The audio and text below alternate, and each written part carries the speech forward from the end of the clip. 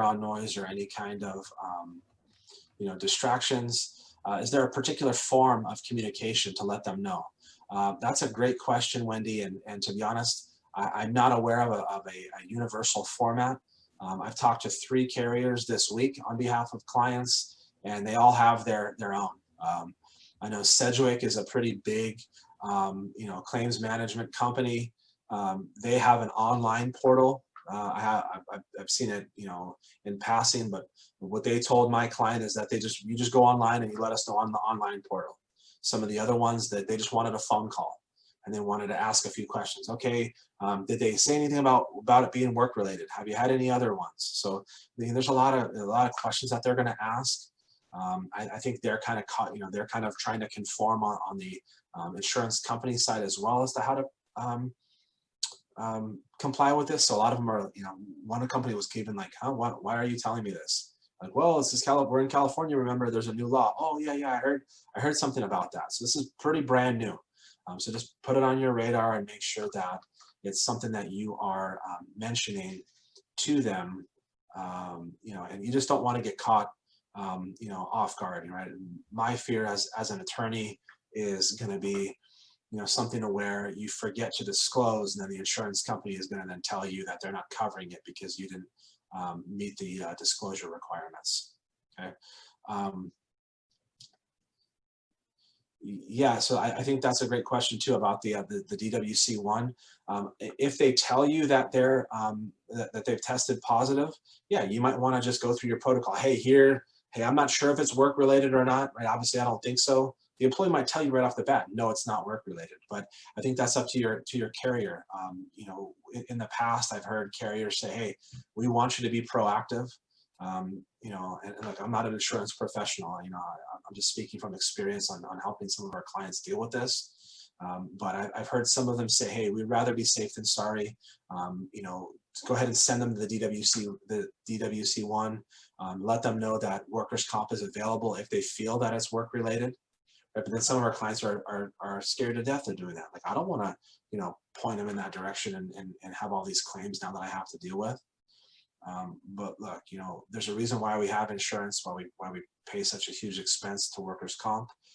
I would let them, especially with all these other things that are going on right now, in the world and as an employer, the things that you need to be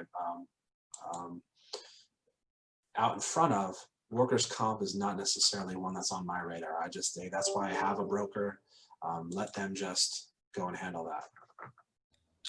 All right, Brett, and I have one more question here. Sure. What number of COVID-19 infected employees is considered an outbreak in the workplace? That's a great question, Jake. And like I said, each county, I think right now has its own requirements, and that's what's kind of driving everybody nuts. LA says 3. Okay, LA is saying 3, but only in a 14-day period, right? So if it's been 3 over 6 months, they're not considering that an outbreak. Okay, but in LA County, and here's another thing too. There are a lot of resources. And Don, if you want to, did you have something, Don? You want to chime in? I was going to say that the statewide mandate is 3. However, under the statute, the new workers' comp law, they define outbreak as 4 per 100 employees. Okay. And so depends on whether you're talking about OSHA requirements for notice or you're talking about workers' comp, and they're not the same, unfortunately. Right. Yeah, there's a lot of moving pieces, and it's kind of messy. And another thing that I'll tell you too, and one of my clients got caught off guard. Right, so if LA County is saying 3 within 14 days, and you call them, they have like a naughty list, I'll call it, right? So now they have a public page, and they're going to put all of your business information on there. So a lot of our clients are like, I'm a restaurant. I'm not going to survive if people go to the County of LA site and my name's on there in red, that I had a COVID outbreak. I'm done, right? And I'm telling them, look, you can't, so what do I do? And I'm like, that's a decision that you're going to have to make with your counsel, because I'm not going to tell you what to do, right? If the county's saying you need to report this, but then they're going to put all of your information, on their public facing website, it's supposed to be a resource to help you. And a lot of the times what I've seen is that it's just causing a lot more confusion. So that's why I'm hoping that this new bill comes in and OSHA steps in and really levels the playing field and kind of takes away all the guesswork, takes away all the competition from workers' comp and OSHA and how do I deal with all these competing requirements. And I'm hoping that this turns out to be a blessing to make it easier for everyone. Excellent. All right, great. Well, hello everyone again. Thank you, Brett, so much for sharing. This is an important topic. And remember, if we didn't address your question today, go ahead and reach out to us, either Brett, or you can reach out to us at info@calworksafetyhr.com. As a reminder, CalWorks Safety and HR is dedicated to helping businesses remain compliant and successful during the COVID-19 pandemic.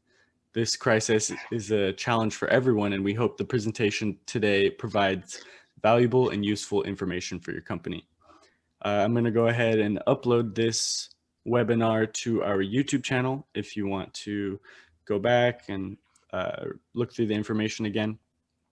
Well, thank you everyone for attending the webinar. That's all we have for you today.